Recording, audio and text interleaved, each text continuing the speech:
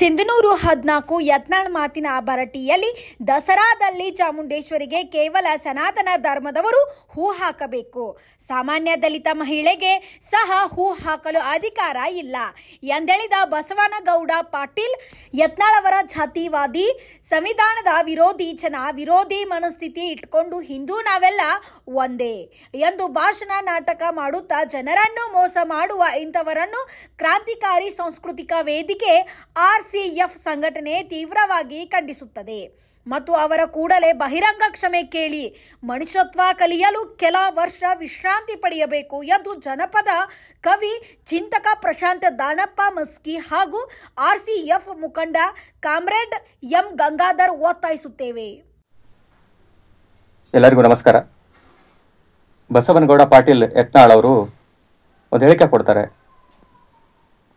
ಚಾಮುಂಡೇಶ್ವರಿ ಅವರಿಗೆ ಸನಾತನ ಹಿಂದೂಗಳು ಹೂವಿನ ಹಾರ ಹಾಕಕ್ಕೆ, ಪೂಜೆ ಮಾಡೋಕ್ಕೆ ಅಧಿಕಾರ ಇದೆ, ದಲಿತ ಹೆಣ್ಣು ಮಕ್ಕಳಿಗೆ ಅಧಿಕಾರ ಇಲ್ಲ ಅಂತ.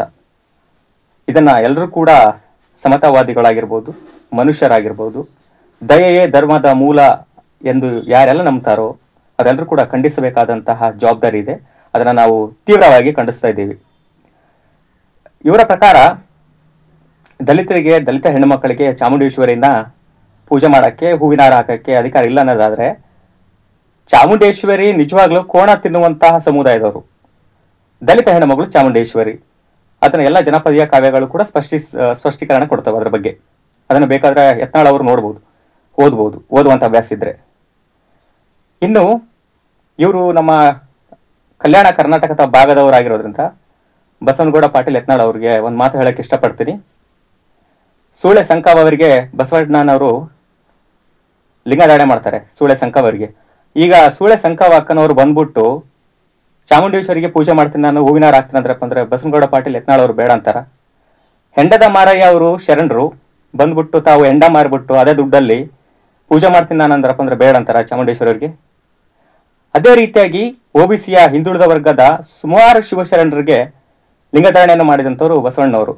ಅವರೆಲ್ಲ ಕೂಡ ಮಾಂಸ ತಿನ್ನುವಂತಹ ತಳ ಸಮುದಾಯದವರು, ಹಿಂದುಳಿದ ವರ್ಗದವರು. ಅವರೆಲ್ಲ ಬಂದ್ಬಿಟ್ಟು ಪೂಜೆ ಮಾಡ್ತೀವಿ ಅಂದರೆ ಬಸವನಗೌಡ ಪಾಟೀಲ್ ಅವರು ಏನಂತಾರೆ ನೋಡಿ. ಈ ಒಂದು ಜೀವ ವಿರೋಧಿ ಅಸಮಾನತೆಯ ಒಂದು ಮನಸ್ಥಿತಿ ಇಟ್ಕೊಂಡು ರಾಜಕಾರಣ ಆಗಲಿ ಯಾವುದೇ ಕೆಲಸಗಳನ್ನು ಮಾಡಿದ್ರು ಕೂಡ ಜನರಿಗೆ ಉಪಯೋಗ ಆಗಲ್ಲ ಅಂತ ಹೇಳಕ್ಕೆ ಇಷ್ಟಪಡ್ತೀನಿ. ದಯವಿಟ್ಟು ಅರ್ಥ ಮಾಡ್ಕೋಬೇಕು ಯತ್ನಾಳ್ ಅವರು.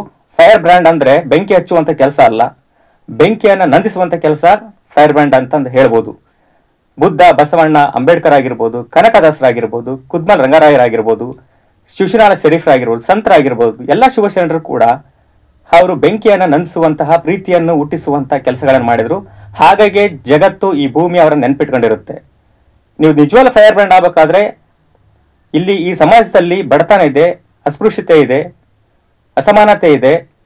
ನಿಮ್ಮೂರಿನ ಬಸ್ ಸ್ಟ್ಯಾಂಡಲ್ಲಿ ಟಾಯ್ಲೆಟಲ್ಲಿ ನೀರಿಲ್ಲ, ಆಸ್ಪತ್ರೆಗಳಲ್ಲಿ ರೋಗಿಗಳಿಗೆ ಸುಮಾರು ಸಮಸ್ಯೆಗಳಿದ್ದಾವೆ, ರೈತರಿಗೆ ಸಾವಿರಾರು ಸಮಸ್ಯೆಗಳಿದ್ದಾವೆ, ವಿದ್ಯಾರ್ಥಿ ಯುವ ಜನರಿಗೆ ಕೆಲಸ ಇಲ್ಲ, ಇಷ್ಟೆಲ್ಲ ಸುಮಾರು ಸಾವಿರಾರು ಸಮಸ್ಯೆಗಳಿದೆ. ಹೋದ್ರೆ ಅದ್ರ ಬಗ್ಗೆ ಧ್ವನಿ ಎತ್ತಿ ಅದನ್ನ ಫೈರ್ ಬ್ರ್ಯಾಂಡ್ ಅಂತ ಹೇಳ್ಬೋದು.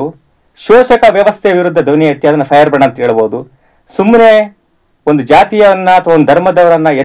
Thanks for watching. Read, discuss and debate with editor Dr. Yan Prashant Rao. Wanted reporters in print, digital and visual media for Bharat Vaibhav Daily Newspaper, BV News 5 Channel and BV Fast Web News from all the talukas of Karnataka, Goa and Maharashtra.